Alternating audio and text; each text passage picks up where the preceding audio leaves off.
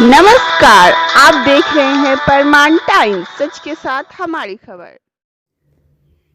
युवा व्यवसायी धीरज नयन ने बताया कि व्यस्तता के कारण काफ़ी दिनों से स्टेशन रोड जाना नहीं हुआ, लेकिन पिछले दिनों जब अपने बहन और उनके छोटे बच्चे को लेकर ट्रेन पर चढ़ाने के लिए कोर्ट स्टेशन पहुंचे तो अररिया का एक खौफनाक मंजर देखने को मिला, जिसमें कोर्ट स्टेशन पहुंचने से लेकर वहां पर यात्री को ट्रेन पकड़ने तक की असुविधा देखकर काफ़ी हैरत महसूस हुआ।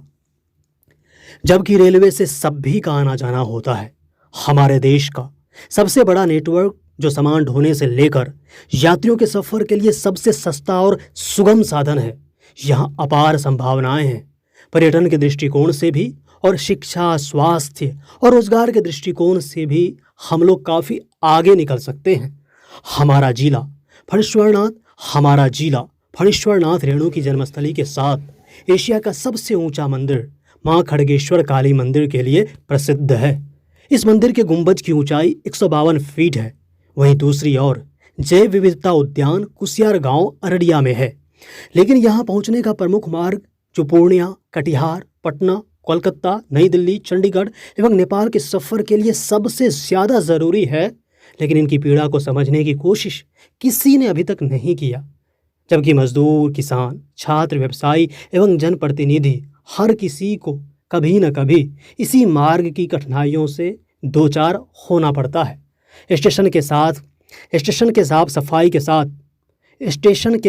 सफाई के साथ बोगियों के लिए डिजिटल मैपिंग सुविधा उपलब्ध की जाए।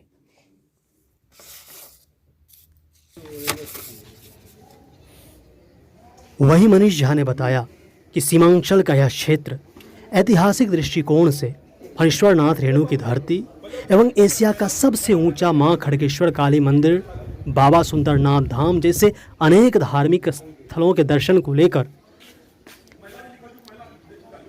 वहीं मनीष झा ने बताया कि सीमांचल का यह क्षेत्र ऐतिहासिक दृष्टिकोण से फणीश्वरनाथ रेणु की धरती एवं एशिया का सबसे ऊंचा मां खड़गेश्वर काली मंदिर, बाबा सुंदरनाथ धाम जैसे अनेक धार्मिक स्थलों के दर्शन को लेकर पर्यटक नेपाल सहित विभिन्न क्षेत्रों से घूमने के लिए अधिकतर रेलवे के माध्यम से ही यहाँ आते हैं, लेकिन जनप्रतिनिधियों की उदासीनता के कारण यहाँ का नज़दीकी रेलवे स्टेशन अररिया कोर्ट की बदहाल स्थिति को देखकर यहाँ की छवि धूमिल हो रही है और लोगों की परेशानियों को दूर करने की दिशा में किसी ने अभी तक ध्यान नहीं दिया।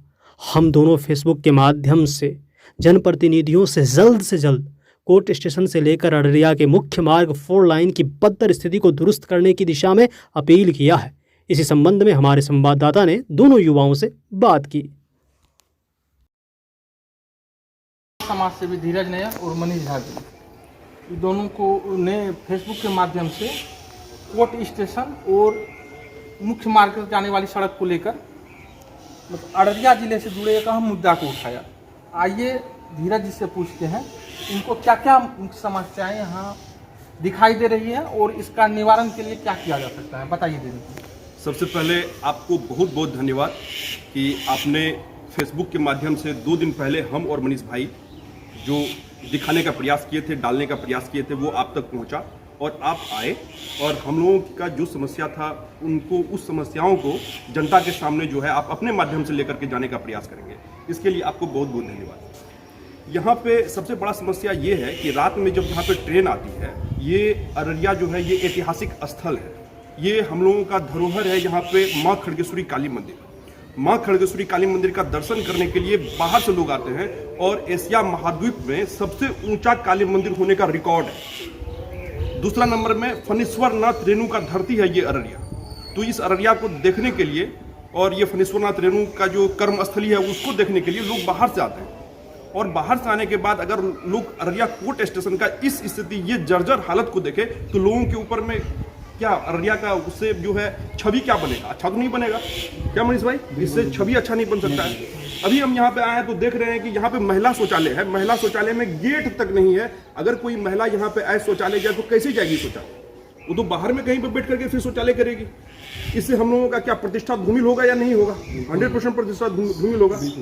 तो महिला शौचालय में गेट होना चाहिए। रात में जो सीमांचल एक्सप्रेस यहाँ पे आती है, तो आपको पता कैसे चलेगा कि आपका B2 बोगी है, S1 बोगी है, B3 बोगी है, आपको पता कैसे चलेगा?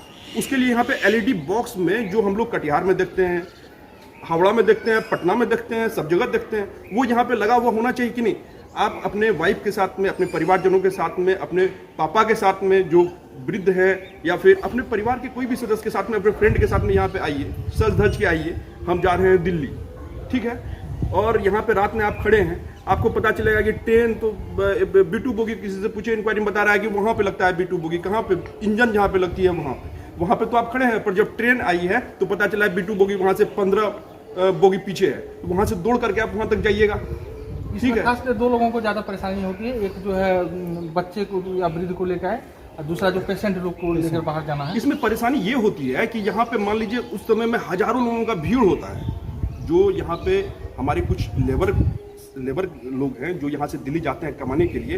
ये सस्ता सुगम रास्ता होता है, रेलवे काफ़ी सस्ता और सुगम रास्ता है, तो लोग इसको प्रीफर करते हैं। कुछ 2 रुपये कम में अच्छा सफ़र लोगों का हो जाता है, तो लोगों का क्राउड होता है यहाँ पे। वो क्राउड में सब एक दूसरे से टक्कर मार करके यहाँ पे दौड़ रहा है, ठीक है? फिर वो B2 बोगी तक पहुँचते पहुँचते पता चलता है यहाँ ट्रेन 3 ही मिनट रुकी है और ट्रेन खुल गई। तो ये तो दिक्कत है ना। ये तो हम लोग अगर सब मिल करके अभी अगर नहीं इसको ठीक करेंगे, सब आते हैं, सब देखते हैं, हम लोग सब सिर्फ भुगतने के लिए तैयार रहेंगे, तो ये तो सही बात नहीं है। हम लोगों को थोड़ा अगर दिक्कत हुआ है, थोड़ा कष्ट हुआ है, तो इसी माध्यम से अगर अपने प्रतिनिधि तक इस बात को पहुंचा दें, वो अच्छा है क्या? और आपका तो बहुत बहुत थैंक यू कि हमारे मतलब सारे आदरणीय पत्रकार जो है, ठीक है, वो तो देखे ही होंगे, पर आप आए सबसे आगे और इसको जो है आप रखने का प्रयास कीजिएगा। पानी का स्थिति क्या है यहाँ देख लीजिए, पानी का जो है यहाँ पे लगा हुआ है नल पर, किसी से पानी आपका नहीं गिरेगा। वैसे तो सब जो है, आइए आपको हम दिखाते हैं यहाँ का शौचालय का स्थिति भी देख लीजिए और पानी का स्थिति भी देख लीजिए। पीने का पानी है, और उसका जो नलका है वो सारा का सारा 4 में एक साइड की, लेकिन उससे भी पानी जो है दोनों साइड का एक ही स्थिति है। यहाँ पे देख लीजिए, यहाँ पे भी सारा एक में लगा हुआ है, लेकिन पानी का यहाँ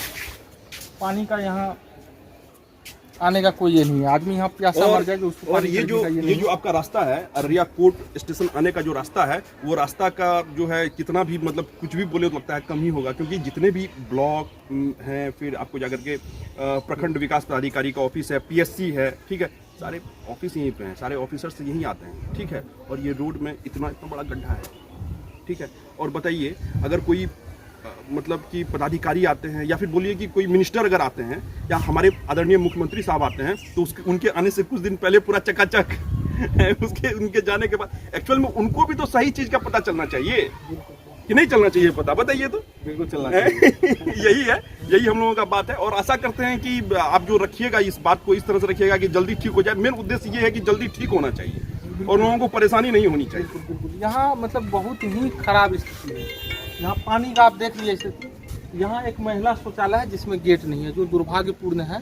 कोई भी एक सब इंसान यदि आएंगे और उसको इतना तकलीफ से भरा हुआ, यहाँ वहाँ से आने मुख्य मार्ग से आप जब तक कोर्ट स्टेशन पहुँचेंगे तब तक आपको परेशानी नहीं पड़ेगी, यहाँ आने के बाद ही परेशानी। मनीष जी, आप क्या कहेंगे? सबसे पहले ये कहना चाहेंगे कि जितने भी हमारे प्रतिनिधि हैं या पदाधिकारी हैं, वो जल्द से जल्द इस मामले को संज्ञान में लेके और ये जो मुद्दा हम लोग सोशल मीडिया के माध्यम से उठाएं, कम से कम एक हम लोग बच्चे होकर अगर इस मुद्दे को उठा सकते हैं, तो आप सभी प्रतिनिधि हैं वो सभी शिक्षित हैं और इस चीज़ को वो समाधान करें। यही हम लोगों का सबसे बड़ा है कि ये समाधान होगा तो युवा वर्ग जो पढ़ने के लिए बाहर जाते हैं तो उन लोगों को भी परेशानी नहीं होगी स्टेशन आने जाने में, या बाहर से जो लोग आएंगे उनको भी परेशानी नहीं होगी। और अररिया हमारा दिखने में अच्छा लगेगा, सौंदर्यीकरण अच्छा रहेगा, तो ये हम लोगों के लिए गौरव की बात है।